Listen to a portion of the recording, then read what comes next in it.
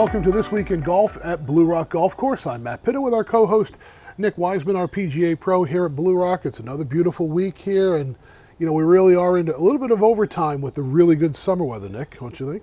As they call it, what, Indian summer, right? Or second summer, local summer, Indian summer, all of it. All the above. Yeah, nearly 80 degrees right now as we're sitting here. It's awesome. And today we kind of shifted our focus a little bit because it's interesting. As the weeks go along, we have to keep readjusting our shot with the sun and everything. Mm-hmm. So a little bit of shadows today, but what a great shot this is. As you're looking at it, Nick, the shot is straight down right onto the 18th green. So. Mm-hmm.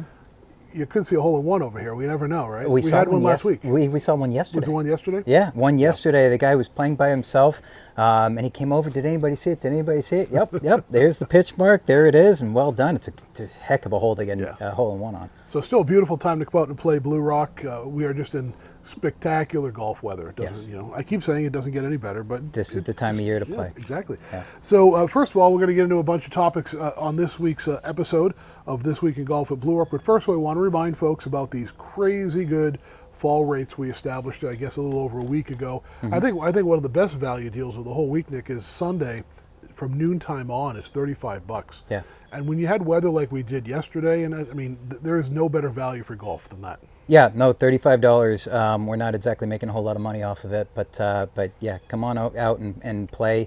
$35 for 18 holes of entertainment is how to think about it. In beautiful summer weather, basically. Yeah, right? absolutely. No humidity and everything. So we have all the new rates there on BlueRockGolfCourse.com. When you go online, you can book tee times 24/7. Mm-hmm. So if you go online, you'll see what the rates are for when you want to play, and there's just some really spectacular rates. Yeah. Par 3, we're still taking registration for that. That's coming up on October 18th. That's going to be a big event here, the Par 3 Championship, and so we still want to encourage people that are interested in that. Yeah, absolutely. As we've been talking about the last couple of Mondays, last couple of times around, we're starting to get to the finals of people capping out. We're well over the hundreds right now, so we've got a pretty much full tournament set out. And just like you saw with the Ryder Cup, different formats, right? Four ball setup. We're going to change up the formats between a two-man team event, and it's going to be all weekend long. So I'm looking forward to host everybody. Yeah. So sign up for that as well at BlueRockGolfCourse.com. You'll find out all the details. Those of you who may be either looking for kind of a staycation, or those of you watching who are not on the Cape, our friends and partners at the Red Jacket Resorts have some great rates. You can stay right across the street from where we're sitting at Blue Rock or down at their waterfront resorts, and they've got some nice rates for people playing in the Par 3. Outstanding. All right, let's get to the Ryder Cup. We've been talking about it, previewing it for weeks, and I'll go over the headlines, and then we'll kind of unpack all of this. Mm-hmm. But it didn't look good. Well, it didn't end up well for the Americans, but it really didn't look good for them early on. Staked to the largest lead in history. Yeah. Europe fully expected to win the Ryder Cup on Sunday. Now they did, but the surprise was how much emotion poured out of the team on the final day that really showed a furious American charge at the end, and ultimately another Irish hero. And what looked to be only a matter of time before the European celebration was turned into some nervous glances at the scorecard. Mm-hmm. The unruly crowd, more on that in a minute, at Bethpage Black finally had a U.S. team to cheer for. Yep. It went from looking impossible to improbable to just maybe.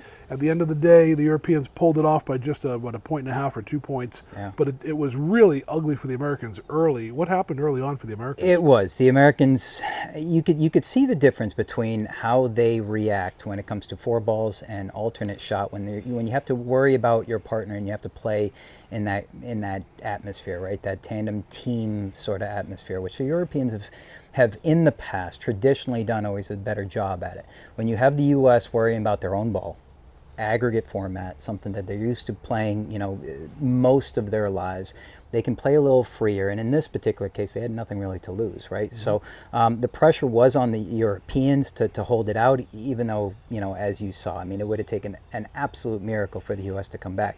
Good on the U.S. for making a comeback, for making it entertaining and keeping us entertained for lack of better words. But to leave with a little bit of respect, right? To show them that, hey, we can play and that we're not the second highest rated U.S. team for no apparent reason, that we're here to play. So it was nice to see that yesterday out of the U.S. team. So a couple of stats that came out of the weekend. The Americans tied a Ryder Cup record by winning 8.5 points from the 12 singles matches. Mm-hmm. They needed a full 10 points, but to have that kind of record and you still couldn't pull off the win shows how far they had to come from behind. Well, exactly right, and they only lost one match out of the Sunday four ball. So, that in itself is absolutely incredible. And you kept on seeing it. Okay, make this putt, win that match. Make this putt, win that match. And unfortunately, it was a tie at the end of the day. A birdie on the last hole, right, by Lowry to secure the victory for the Europeans. And I'm happy that the Hovland rule, as we'll probably come to know it going forward, didn't come into play. But again, good on the U.S. to make a match out of it, to hang in there, and that's something to hold your hat on. So in terms of overall records, the Americans still have a 27-16-2 lead that dates back to 1927, but the modern Ryder Cup, when all of continental Europe was brought in, began in 1979. Since then, Europe has dominated with 13 out of 19. So, the Europeans seem to have our number a little bit when it comes to this, but it was a good weekend of golf. Luke Donald said, quote, they'll be talking about this team for a long time. So it was a big weekend. The issue people are now talking about, unfortunately, kind of today, and when you read a lot of the coverage and the golf blogs and the golfing articles, is that things got a little. We were saying for weeks it's going to be crazy at Bethpage Black. It got a little more than crazy. Like the crowd kind of lost a little bit of control. Unacceptable, to be honest with you. I mean, that's the only word that you can come down to. One of the things that we pride ourselves as PGA professionals is, when we grow the game, we want to grow it the right way. We teach in things like the First Tee program. We teach things like integrity, respect, and honor, and stuff like that. And to be honest with you, on Saturday, that wasn't anywhere to be found. And it's one thing to boo, right? It's one thing to cheer the team. It's one thing to boo and the jeers and all that stuff. It's another thing when you have, when xenophobia comes into play, homophobia comes into play, and there's no room in any sport for any of that kind of stuff. So unfortunately, it's a little bit more known over on our side of the pond than on their side of the pond. We knew, it was going to get crazy, like you said, at Bethpage Black, but unfortunately, it's not acceptable. And the one thing I will say is good on the U.S. team in cases like Justin Thomas, for example, when he was hearing some of the things that were being thrown at Rory's, being thrown at Rory. And Rory's he's going to entice the crowd. He's one of those guys that plays a little bit, on edge and uses that as an emotional advantage. But, good on players like Thomas to say, hey, you know what? Settle down. Like there's a time and a place for certain things. We appreciate the cheers. We appreciate you egging us on, and let's work with the emotions. But there's a line, and there's a line in terms of sportsmanship and respect. And unfortunately, it was crossed this weekend. It kind of looked like a Red Sox-Yankees game sometimes in the stands. You know how those get completely out of control sometimes. Not my words, but one of the golf writers I read this morning said that Europe may have defeated the U.S., but the verbal abuse hurled at the European players by a boozed-up New York crowd. Yeah. Maybe a little too much of the amber liquid, too. Probably. Right? I think what was it? Faldo that said, or they were doing a little bit of investigating to find out where those rubber duckies came from. It was some kind of punch with moonshine in it. I mean, there's some common sense at play too, and I think they're going to look at that going forward.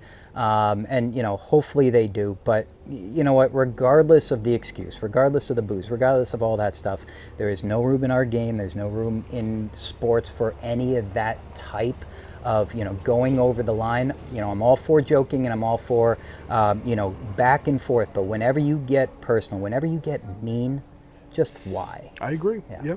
Yep. I'm a big sports fan, and I'm all for cheering on if you're there, chanting out USA and cheering.